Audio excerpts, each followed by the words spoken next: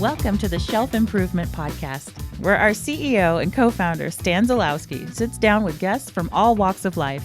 Topics may vary, but all will aim to answer the same question: what does success look like to you?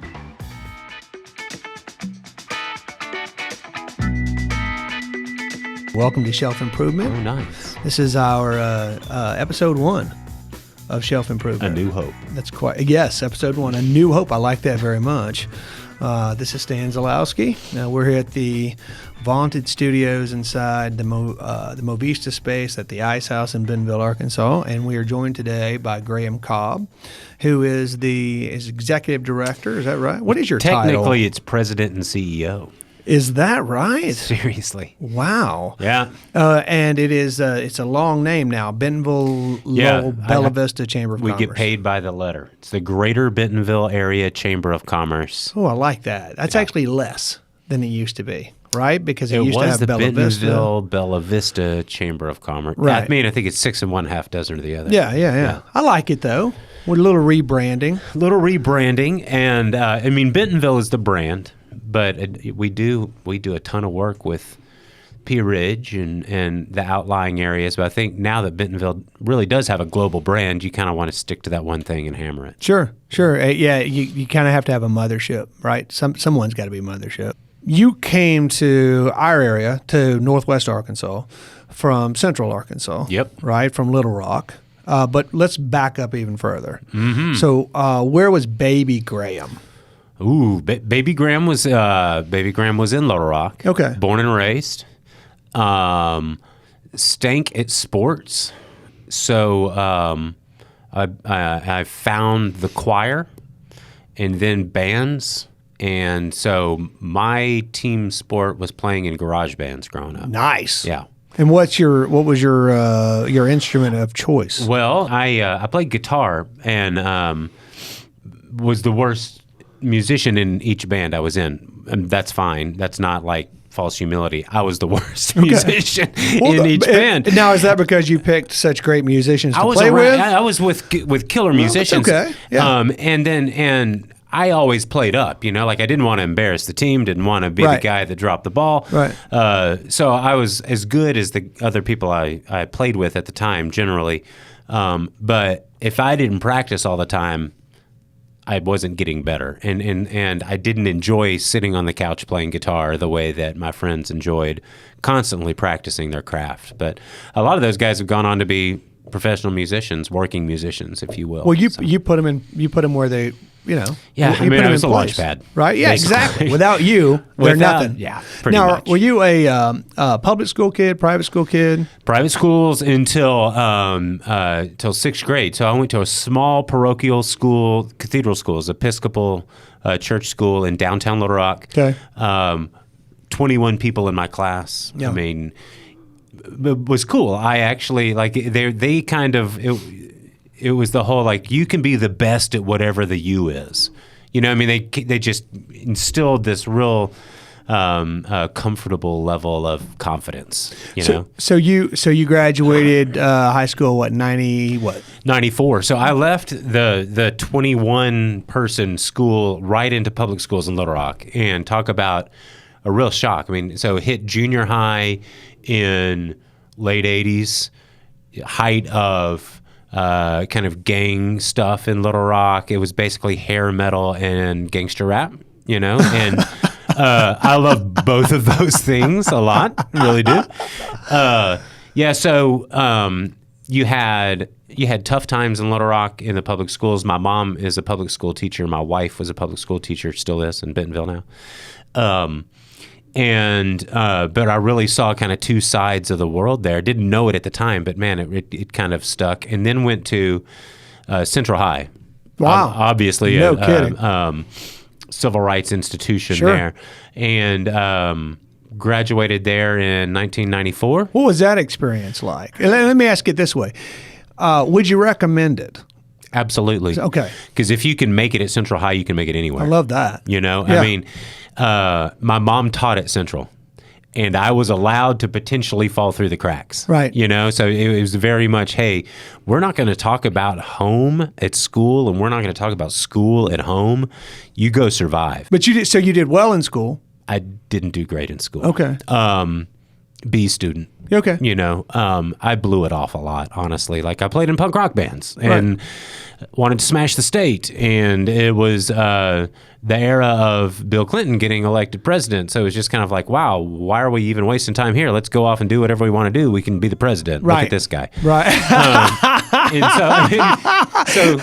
Oh man, that cuts 40 different ways. That's really funny. So by the time I was 16, we were putting out records and booking tours. And I mean, I really wasn't focused on book learning, and was in this very intellectual house where my mom discussed literature all the time, and is a disservice to me that I could take a test on Pride and Prejudice without ever cracking the book because people had talked about it in my house my whole life, you know. Right. So, just curious, right? For the kids listening, what did you end up getting your degree in? I got my degree in what did you? In sociology with a focus on ethnic studies. Okay. So, I've always been intrigued, I think, by the fact that we're all given a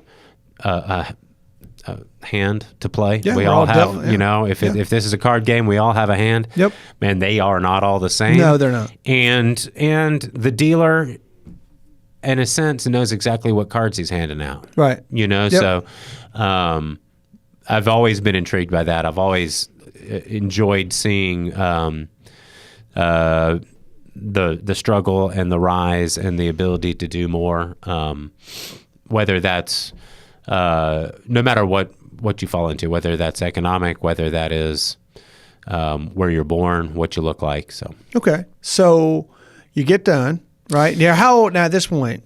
so man, this is getting kind of embarrassing. So Well, let me share so you feel totally comfortable. yeah, Graduated from high school in 91, graduated with my undergrad in 99. okay, Okay, so it can't possibly be much worse than that. couple years, but not bad. Right. 10 years. Okay. So graduated with high school in 94. Yeah, and I'm pretty sure my undergrad degree probably does say like 2005 or 6. Okay. Well, look, it is what it is. You're no quitter. No, that's right. And you got a lot of great tools in your bat belt for life. Totally. Right? Yeah. I love that. Absolutely. So, married a wonderful woman, and I'm working at Vino's Pizza and Brewery in Little Rock and playing in bands, and ULR calls me and says, hey, you have 6 hours. Finish this deal. No, that's awesome. And that was a joke for me for a while. Like, can you believe school had to call me and tell me to finish? Until I realized that changed my trajectory, right? For a school absolutely. to care enough and say, all right, we're doing this. Yep. So That was a person. that was a person. Right. That picked up- You know, we say it was a school, and I'm not saying that in Yeah, any good way, point. but I'm saying some human being took that, right? A little great human being. Do you know who it was? No. Oh, Yeah. That's a bummer. Yeah.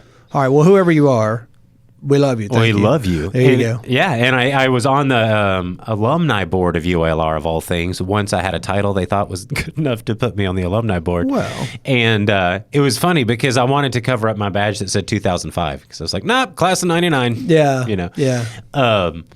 So graduated, got hired, was working at a pizza restaurant, got hired to open up some pizza restaurants for some guys. We brought Jim's Razorback Pizza from Northwest Arkansas to Central Arkansas, Okay. built out concepts that alumni might gravitate towards, added some cool menu items, built 3 restaurants in 12 months, Wood & Graham's Razorback Pizza, 100-hour weeks, I got to see you later, and then went to work at Arkansas Business, selling ads in niche publications. Okay. And then about 6 years ago, walked across the street to talk to the guys at the Little Rock Regional Chamber of Commerce about their COO position. And that was my first experience in chamber world. Incredible. Yeah. Absolutely incredible. So your first job ever in a chamber was as a COO of the Little Rock Chamber. Yeah. Yeah. Wow. Pretty cool. They took a huge risk. How does that, I was going to say, so how does that impact the way you hire? Or does it? It does. I believe in the chamber industry, but I have not seen a lot impress me from chamber lifers, you know, because most of them have not evolved. They haven't had to. It's a nonprofit. You can get in a bit of a rut. And so you get tied to revenue strings that work. People feel good about supporting this golf tournament because they've always supported this golf tournament without you ever looking at, man, is there any value to the golf tournament? Right. You know?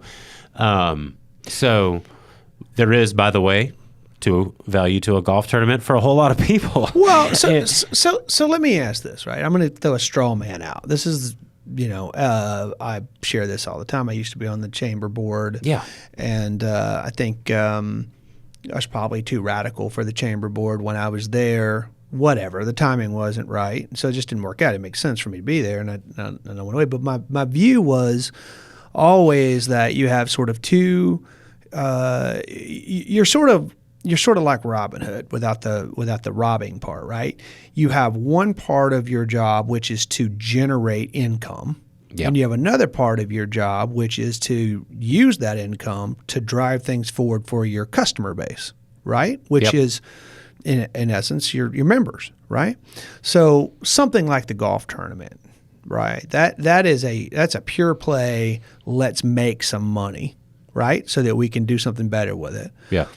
But then things like, and I'm not totally sure where this is right now because I haven't been that close to it, but the women's conference, Right. there was a little bit of that's a win-win where those are the types of things where, yeah, we're going to bring in some income, but we're immediately going to deliver value as well. Right. And then there's sort of the third wheel, which is it's all outgo. It's all, we're going to hold classes for members to come in. Doesn't cost me anything because I've already got their membership in, and we're going to drive. And I'm throwing out as a straw man for you to say, well, yeah, but, or yeah, or whatever you're going to say. Well, so yes, and you're right. But the way you deliver that value's got to change. So that class, for example, right? Not everybody can show up.